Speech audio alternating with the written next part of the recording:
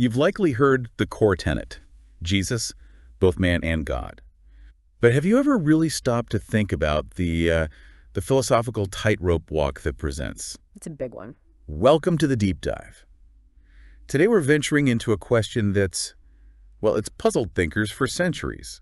The problem of the Incarnation. Right. How can one single being have attributes that seem, on the surface at least, totally contradictory? Exactly. Like, human limitations, limited knowledge, getting tired alongside divine attributes like unlimited power, knowing everything. And you might be thinking, oh boy, philosophy, theology, this sounds heavy. Yeah, it can seem that way. And you're right. It is a question that brilliant minds have wrestled with for ages. But that's honestly what makes it so fascinating. And we're going to try and unpack the most interesting approaches today without getting lost in, super dense jargon. Right.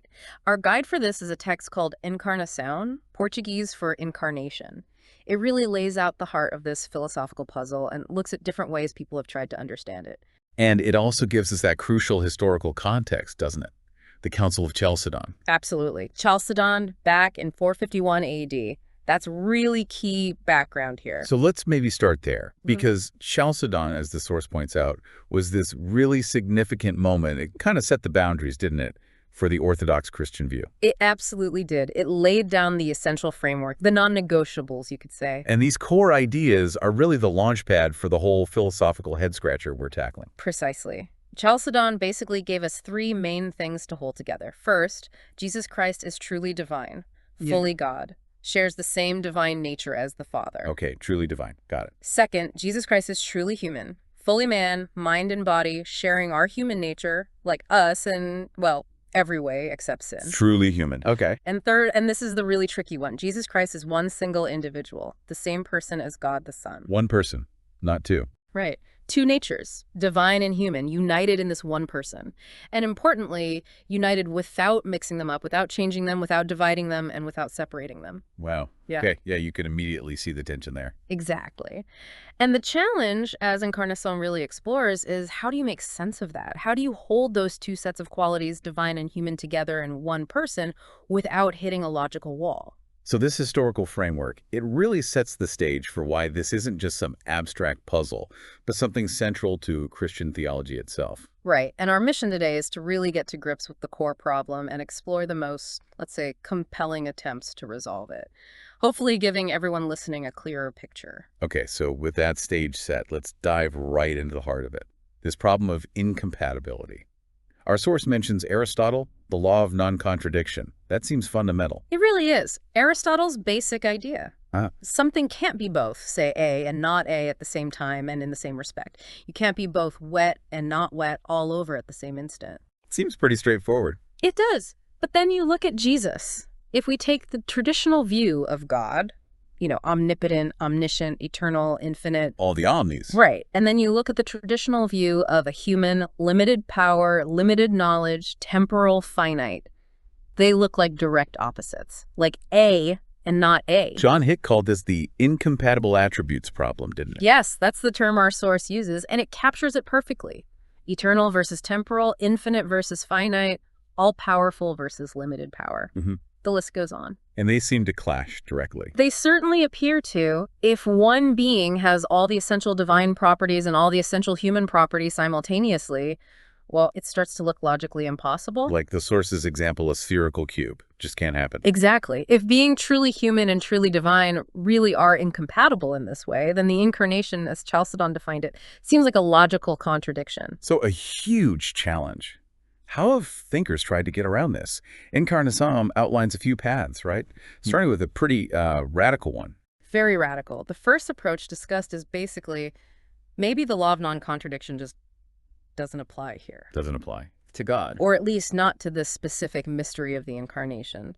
The idea, echoed by people like C.S. Lewis in other contexts, or figures mentioned like Relton, Kierkegaard, Gareth Moore, is that this is something so far beyond our human logic that trying to apply our rules is just the wrong tool for the job. So it's like saying, our brains are too small for this one. A divine mystery beyond logic. Kind of, yeah. Like asking, what's north of the North Pole? It's a nonsensical question within our framework. Maybe the Incarnation is like that for logic. I can see the appeal, in a way. Just accept the mystery. Yeah. But Wow, the source points out some major problems with that, doesn't it? Oh, absolutely. It's a fatal flaw, really. While it seems like an easy out, think about it. If you suspend the law of non-contradiction for the incarnation. But where do you stop? Exactly. Why not suspend it everywhere? Suddenly anything goes. God could be incarnate as a, I don't know, a lampshade. Or the number 3. Right. The concepts human and not human become meaningless if something can be both simultaneously in the same way. If having a property doesn't exclude not having it, then language, theology, everything just breaks down. Okay, yeah. That's not a helpful way forward if you want to actually understand the incarnation within its own terms. It basically dissolves the meaning. Oh, precisely. So we need a solution that works with logic, not one that throws it out. Right. So if abandoning logic is a dead end, what's the next attempt the source discusses? Something about relative identity. Yes, rejecting the sort of all or nothing view of identity and exploring relative identity. This is a bit less radical. Okay, how does that work? It tackles the idea of identity itself. It does. Usually we assume Leibniz's principle. If X is identical to Y, they must share all the same properties. You know, if Clark Kent is Superman, then anything true of Superman must be true of Clark Kent, and vice versa. Right. Indiscernibility of identicals. But the relative identity view challenges this. It suggests maybe things can be the same relative to one description or category, but different relative to another. Can you give an example? The source uses one, I think. Yeah, like the classic morning starving star example. Both are the planet Venus, but they have different properties relative to time of appearance. Or the source's example, Senator Obama and President Obama. Ah, okay. Same person, Barack Obama. Right, same individual man. But Senator Obama had the property of being a senator, which President Obama lacked. And President Obama had the property of being president, which Senator Obama lacked. Same person, but different properties relative to the count noun senator versus president. Okay, I think I get the concept. How does this apply to Jesus? The idea would be Jesus of Nazareth and God the Son are the same person. But maybe Jesus has limited knowledge relative to his humanity, while God the Son has unlimited knowledge relative to his divinity. So same person, different properties depending on which hat he's wearing, so to speak. Human hat or divine hat. That's the gist. It seems to sidestep the direct contradiction. He's not limited and unlimited in the same respect. Okay, that sounds promising. But the text raises an objection, Yep. right? Based on Chalcedon again. Yes, a crucial one. If you say essential human properties belong only to Jesus, relative to humanity, and essential divine properties belong only to God the Son, relative to divinity, it starts to sound like you're dividing the person. Back to Chalcedon's undivided, inseparable clause. Exactly. It struggles to maintain that absolute unity Chalcedon insisted on. It risks making Jesus and God the Son seem like the same person who just happens to have two separate sets of essential features rather than one person seamlessly integrating both natures. So it solves a contradiction, but potentially creates a new problem with the unity of Christ's person. Another tricky path. It seems that way. The challenge is holding the distinct natures and the unified person together properly. Okay, so these first two approaches, ditching logic or playing with identity, seem to run into some pretty serious roadblocks. Which brings us, as the source titles it, to the promising solutions. And these focus on reconsidering the properties themselves. Exactly. This is where things get really interesting, I think. Instead of bending logic or identity, maybe the problem lies in our assumptions about what it means to be truly human or truly divine. Maybe we're misunderstanding the terms of the equation. That's the idea. Perhaps the incompatibility isn't inherent, but stems from how we've defined human and divine. Right. So let's start with reconsidering human properties. The source highlights Thomas V. Morris. He makes a key distinction early on, doesn't he? Fully, but not merely X versus fully and merely X. Yes. This is crucial to his argument. He uses analogies. A square is fully a rectangle. It meets all the criteria.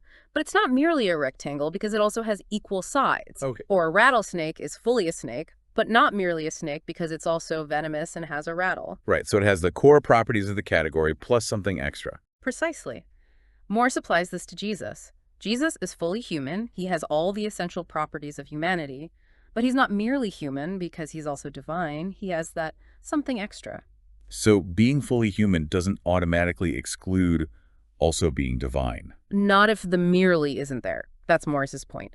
The core insight is separating fullness from exclusivity. Okay, that's a helpful distinction. And then he brings in another one. Common versus essential properties of humanity. How does that play into it? Right. This tackles the issue of Jesus' apparent limitations versus divine perfection. Morris argues that properties like limited knowledge, limited power, maybe even susceptibility to temptation. These might be common among ordinary humans, but maybe they aren't essential to being human. So just because most humans we know have these limitations doesn't mean all possible humans, or the ideal human, must have them. Exactly. Think about, say, having 10 fingers. It's common, but is it essential to being human? No. Morris suggests maybe limited knowledge and power are like that common features of mere humans, but not part of the fundamental definition of humanity itself. That's a really interesting shift in perspective. It means Jesus could lack those common limitations and still be fully human. That's the implication Morris draws. But then, as the source asks, what are the essential human properties, if not those? And why are limitations so common for us mere mortals? Good questions. Morris is a bit cautious on defining the exact essential properties. He suggests a wait-and-see approach. Maybe future science or even divine revelation will clarify that. Okay. As for why limitations are common for us, he suggests it's either just part of our specific individual natures, what makes you, you, or it's precisely because we are merely human. We lack that additional divine nature that Jesus possessed. So our limitations stem from not being divine as well. That's one possibility he floats. The key takeaway is questioning whether our everyday experience defines the absolute essence of humanity. And to deal with the gospel accounts where Jesus does show limitations, like not knowing the hour of his return, Morris proposes his two minds solution. Is that right? Yes, the two minds view. He suggests Jesus possessed both a divine mind, with access to omniscience, and a distinct human mind, which experienced the world and learned much like ours does. So two centers of consciousness, in a way. Sort of. When the Gospels show Jesus expressing limited knowledge, or, say, praying, Morris argues he's operating primarily through the lens of his human mind and consciousness, living out a genuinely human mental life. Okay. But doesn't that immediately raise the alarm bells for something like Nestorianism? The idea of two separate persons, a human person and a divine person, sort of loosely connected. Chalcedon rejected that. It does raise that concern, and Morris is aware of it. He tackles it directly. He argues that while for us a human mind is integral to our personhood, for Jesus, who is fully but not merely human, having a human mind doesn't automatically equate to being a distinct human person. Why not? Because his fundamental identity, his ultimate personhood, is rooted in his divinity. He is the divine Son who assumed a human nature, including a human mind. That assumed human mind doesn't create a second person alongside the divine person. So the divine person is the subject, who experiences reality through both a divine and a human consciousness. That's the core idea Morris puts forward. One divine person, two minds or consciousnesses. Okay, that's one way to reconsider human properties. Now, Richard Swinburne offers a different angle, also reconsidering humanity, but with a divided mind view. How does that compare to Morris? It's similar in aiming to account for both divine awareness and human limitations, but Swinburne tweaks the structure. Instead of two distinct minds, he talks about one mind with two different ranges or scopes of consciousness. One mind, two ranges, Think of it maybe like having peripheral vision and focused vision. It's all your sight, but operating differently. Swinburne suggests Jesus' single mind had both a divine range, accessing omniscience, etc., and a human range, experiencing the world finitely. Okay, so not two separate engines, but one engine with different gears. That's a decent analogy, yeah. What's Swinburne's reasoning for this? What's his view of being human? Swinburne focuses on the idea of a human mental substance, a soul or mind. For him, what makes a mind human is its connection to a human body, allowing it to interact with the world in a human way, sensations, beliefs, desires, tied to that body. So the body is key for the humanity of the mind. For Swinburne, yes. The mind itself, the soul, doesn't have to be human, essentially. It becomes human by being embodied in a human way. So God the Son, a divine mind, takes on a human body and thus gains a human range of consciousness, a limited way of experiencing things. And that's how he explains Jesus' limitations in the Gospels, operating within that human range. Exactly. He has the divine range, too, with all the omniscience, but he lives out his earthly life primarily through the human range, genuinely experiencing limitations. Okay. But again, there's a potential historical heresy lurking, isn't there? The source mentions Apollinarianism, the idea Jesus had a human body, but not a fully human mind or soul. How does Swinburne avoid that? Right, that's a charge Swinburne anticipates. His defense involves interpreting what Chalcedon meant by Jesus having a rational soul. He argues, drawing on a more Aristotelian understanding, that soul here doesn't necessarily mean a distinct, modern, immaterial substance, but rather the principle of human thought and action, the way a human body is animated and functions rationally. So rational soul means having the capacity for human thinking and feeling, not necessarily a separate mental entity. That's Swinburne's interpretation. If Chalcedon meant Jesus acquired a human way of thinking and acting, then Swinburne's single divine mind operating with the human range fits that description, avoiding Apollinarianism because it affirms the full human psychological capacity. It hinges on how you interpret rational soul. Clever. Okay, so Morris and Swinburne focus on tweaking our understanding of humanity. What about the other side? Reconsidering divine properties. This brings in the kenotic approach. Yes, kenosis, from the Greek word in Philippians 2.7 meaning emptied. This approach shifts the focus dramatically. Instead of adjusting the definition of human, it asks, maybe our definition of divine needs adjusting, at least regarding the Incarnation. Emptied himself. That's the key text. So what does this view propose Jesus emptied himself of? The core idea of kenoticism is that God the Son, in becoming human, actually gave up or chose not to exercise certain divine attributes, specifically things like omnipotence, omniscience, maybe omnipresence. Whoa. He actually renounced them. Temporarily. That's the strong version of kenosis, yes. A genuine self-limitation, a setting aside of divine power and knowledge for the period of the Incarnation. That sounds hugely different from Morris and Swinburne. They kept the divine attributes intact, just maybe not always accessed by the human consciousness. Exactly. For Morris and Swinburne, those omniproperties are essential and always possessed, even if veiled or unused by the human aspect. For kenotic thinkers, these properties might be seen as accidental rather than essential to divinity itself. Accidental, meaning God could still be God without them. That's the controversial implication. That being God fundamentally doesn't require possessing omnipotence and omniscience at every single moment. The divine Son could choose to relinquish their active function for the sake of becoming truly human without ceasing to be divine in essence. Okay, that's a big claim. But if the Son can just set aside these powers, what about the Father and the Spirit? The source raises this Trinitarian kenosis problem. Yeah, that's a major hurdle. If all three persons of the Trinity could or did renounce these powers to the same degree, well, you could theoretically end up with a situation where humans know more or can do more than God, which seems theologically untenable. A universe where God isn't supreme anymore. Yeah, that's a problem. Big problem. Thinkers like Ronald Feenstra try to refine kenosis to avoid this. He suggests maybe the renunciation was specifically for the purpose of reconciliation. So these attributes are essential unless given up freely for that specific redemptive goal. So a very specific exception clause tied to salvation. Kind of, yeah. Trying to limit the scope and prevent the problematic Trinitarian implications. But it does lead to another objection mentioned in the source. That sounds a bit ad hoc, like inventing a special rule just to fix this one problem. Exactly. Is there broader theological grounding for saying God can set aside omnipotence, or is it just a convenient fix for the Incarnation puzzle? How do kenotic theologians respond to that? Often by appealing to the idea, maybe drawing on someone like Alvin Plantinga, that our understanding of concepts like God or humanity shouldn't be fixed rigidly beforehand.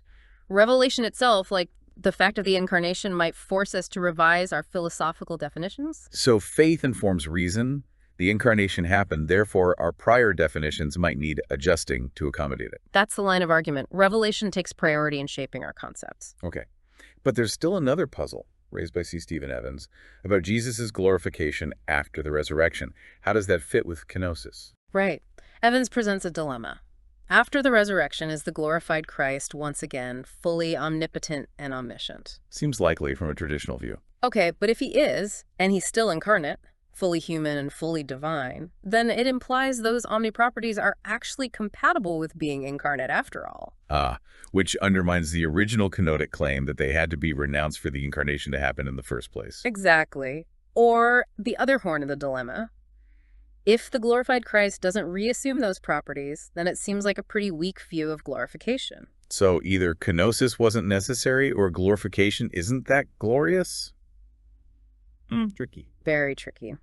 A possible kenotic response, as the source hints, might be to distinguish the act of kenosis, the emptying for earthly life, from the state of incarnation itself, Maybe the emptying was the means to become incarnate in a humble, limited human way for our redemption, but wasn't essential to incarnation as such. So kenosis was for the earthly mission, but the glorified incarnate state might not require that same limitation. Perhaps. Maybe a glorified body is compatible with exercising full divine attributes. It suggests the limitations weren't essential to humanity, but maybe necessary for living an ordinary pre-resurrection human life for redemptive purposes. Man, every layer we peel back reveals more complexity. Okay, moving on. The source mentions Marilyn Adams, reconsidering both human and divine properties with a qualified property approach. What's her angle?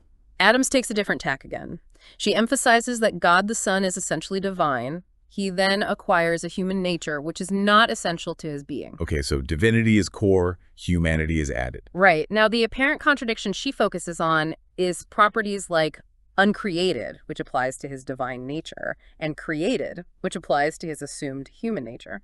How can one being be both? Yeah, that seems like a stark A and not A again. Her solution, drawing inspiration from the medieval philosopher Duns Scotus, involves qualification.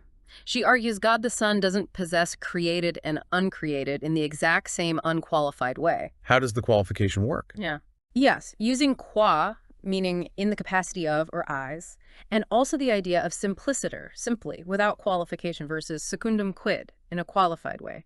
So God the Son is uncreated qua divine. He is created qua human. Okay, different respects again. And furthermore, because his divinity is essential and his humanity is acquired, Adams might say he is uncreated simpliciter, absolutely, and created only secundum quid with qualification relative to his assumed nature. The difference in how the properties are possessed avoids the direct contradiction. So the properties apply differently depending on which nature you're considering and how fundamental that nature is to his being. That's the core idea. But Richard Cross raises an objection, right? Pointing back to Chalcedon saying Jesus is consubstantial with us in manhood. We are created simpliciter. Doesn't Adams's view make his humanity different from ours in a fundamental way? That's the challenge. If his createdness is qualified and ours isn't, is he really like us in all things? Adam's response is to say the content of the human nature is identical. He has the same kind of human body, mind, soul capacities that we do. What differs is the mode of attribution, how that nature belongs to him. So the what is the same, the how it's attached is different. Exactly. For us, being created is fundamental to our existence. For the Son, it's a property he has because he took on a nature that is inherently created, but it's not fundamental to his ultimate being. Wow. Nuance upon nuance. Okay, one more main approach. Eleonore Stump's borrowed property view. This one seems to really focus on that in the same respect clause from Aristotle. It does. Stump starts by reminding us that ordinary objects often have seemingly opposite properties, just not in the same respect. Her example, an apple can be red on its skin and not red, i.e. white on the inside. Or a knife sharp on the edge, blunt on the handle. Right, so she applies this directly. God the Son is omnipotent with respect to his divine nature, and not omnipotent, i.e. limited in power with respect to his human nature. Same for knowledge. Omniscient qua divine, limited knowledge qua human. Precisely. The contradiction dissolves because the properties are held relative to different aspects or natures of the single person. Okay, that seems clear. Yeah. But again, the worry about dividing things up too much. Does specifying with respect to this nature or that nature violate Chalcedon's undivided inseparable rule? That's the potential objection, and Stump addresses it with her really interesting concept of borrowed properties, drawing on thinkers like Lynretta Baker and Thomas Aquinas. Borrowed properties, how does that work? The idea is something X can really possess a property H, but possess it entirely because of its relationship to something else Y, which has H non-derivatively. Right. X borrows H from Y. Right. Stump uses Baker's example of a photograph. A photo can be colorful. It really is colorful. But it's only colorful because it's a picture of something colorful. It borrows its color from its subject. Or Stump's own example from Mark Twain's Letters from the Earth. The letters are simultaneously comic, borrowing Twain's wit, and deadly serious, borrowing the gravity of the theological critique. Ah, okay. The object genuinely has the property, but it depends on something else. So how does this apply to Jesus? Stump argues the person of God the Son borrows properties from his two natures. He borrows omnipotence from his divine nature. He borrows limited knowledge from his human nature. So the person can be described as omnipotent because of the divine nature and limited because of the human nature without contradiction, because these are understood as properties borrowed by the unified person from his distinct natures. Exactly. The unity of the person is what allows the borrowing. The person is omnipotent in virtue of his divinity, and the same person is limited in knowledge in virtue of his humanity. The properties belong to the person, sourced in the natures. Wow, okay. That is a lot to take in. We've gone from potentially dishing logic to tweaking identity to rethinking humanity, rethinking divinity, rethinking both, and now borrowing properties. It's quite a journey through philosophical theology. We've touched on Morris's two minds, Swinburne's divided mind, the whole kenotic approach with figures like Feenstra wrestling with Evans's points, Adams's qualified properties, and Stump's borrowed properties. And as the source Encarnação emphasizes, all these thinkers are trying in their own ways to make sense of the Incarnation while staying faithful to those core Chalcedonian declarations. Absolutely. It really shows the persistent, intricate effort to reconcile what faith professes with what reason seeks to understand, to find a logically coherent way to talk about this central mystery. As you can definitely see, that seemingly simple statement, Jesus was both God and man, just explodes into this incredibly rich, complex landscape of philosophical and theological inquiry. It really does. It underlines the depth involved when we try to speak about the nature of God and the nature of humanity and how they could possibly intersect in one person. And these aren't just abstract games, are they? As you said, they show the depth of thought, trying to grasp fundamental beliefs in a coherent way. Definitely. It's about trying to articulate the significance of the Incarnation, how it reshapes our understanding of God and ourselves. So for everyone listening, having heard these different attempts, these different ways of trying to make sense of the divine and human in Jesus, maybe think about what aspects of Jesus' life or teachings resonate most strongly with you when viewed through these lenses? Yeah, and perhaps how does grappling with these kinds of deep philosophical challenges maybe deepen or even challenge your own understanding of faith or this specific belief? Plenty of them all over there. The deep dive, always more to explore. Guys, see you in another podcast. Don't forget to subscribe to our channel